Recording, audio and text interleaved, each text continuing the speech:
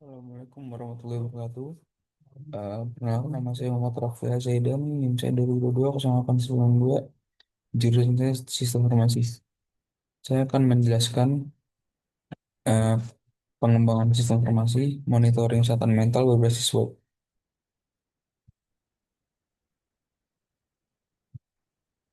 Latar belakang mental memiliki peran penting dalam keberhasilan akademik dan sosial mahasiswa. Namun banyak mahasiswa yang mengalami tekanan akademik, sosial, dan ekonomi memicu stres, kecemasan, dan depresi. Sayangnya, hanya sedikit yang mencari bantuan profesional, sering karena stigma atau ketidaknyamanan. Gejala gangguan mental pun sering tidak terdeteksi dini karena keterbatasan sistem pemantauan. Perkembangan teknologi informasi membuka peluang untuk mengembangkan sistem informasi berbasis web yang memungkinkan asesmen mandiri, pelaporan anonim, dan pemantauan kondisi mental oleh pihak kampus secara real time. Saat ini belum tersedia sistem seperti itu yang terintegrasi dengan kampus sehingga pengembangannya menjadi penting sehingga solusi efektif, efisien dan rahasia untuk mendukung kesehatan mental mahasiswa.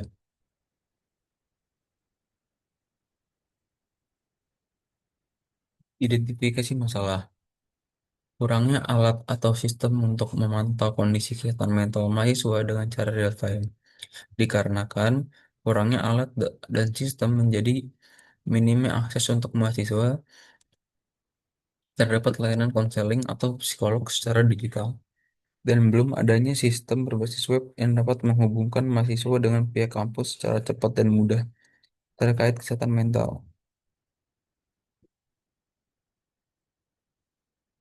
Rumusan masalah. Bagaimana mengembangkan sistem informasi berbasis web yang dapat digunakan untuk memantau kesehatan mental mahasiswa? Fitur apa saja yang dibutuhkan dalam sistem agar dapat memfasilitasi mahasiswa dan pihak kampus dalam proses pemantauan dan tindak lanjut? Yang ketiga, bagaimana keefektifan sistem dalam membantu mahasiswa dalam menangani kasus kesehatan mental. Lalu, ruang lingkup dan batasan masalah.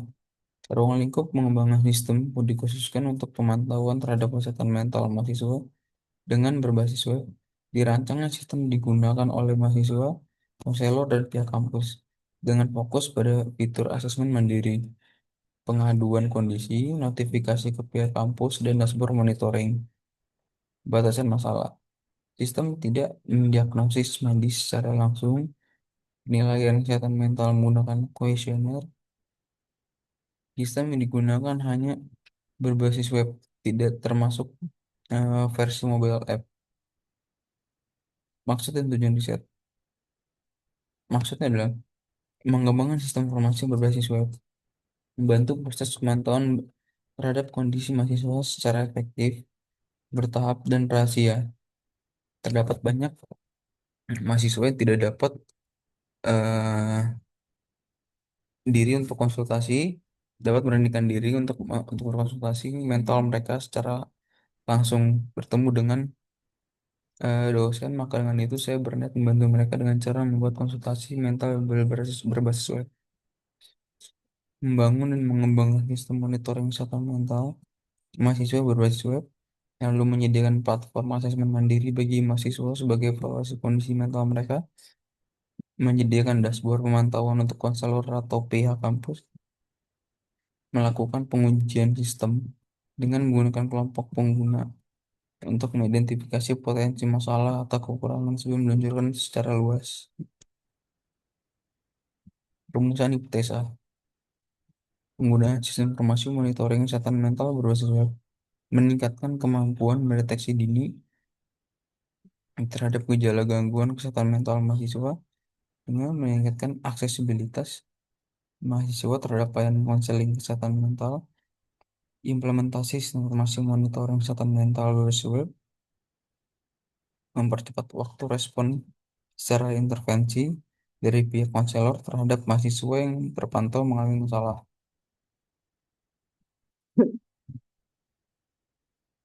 Lalu literatur review. Menurut Eisenberg et al. 2019, hanya sebagian kecil mahasiswa yang mencari bantuan profesional meski prevalensi gangguan tinggi. Lalu kedua,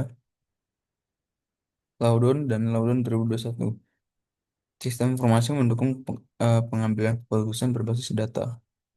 Dan monitoring kesehatan mental berbasis web memungkinkan pemantauan terstruktur dan pemberdayaan mandiri. Lalu ketiga, Ford et al. 2019, intervensi berbasis web dan smartphone efektif mendeteksi gejala awal dan meningkatkan keterlibatan pengguna. Lalu, keamanan data psikolog dari ISO IEC 2013. Perlindungan informasi sensitif dan penting dalam sistem digital untuk data psikologis. Naslun et al. 2016. Dukungan peer-to-peer untuk komunikasi anonim online dapat mengurangi jasa isolasi dan meningkatkan partisipasi pengguna.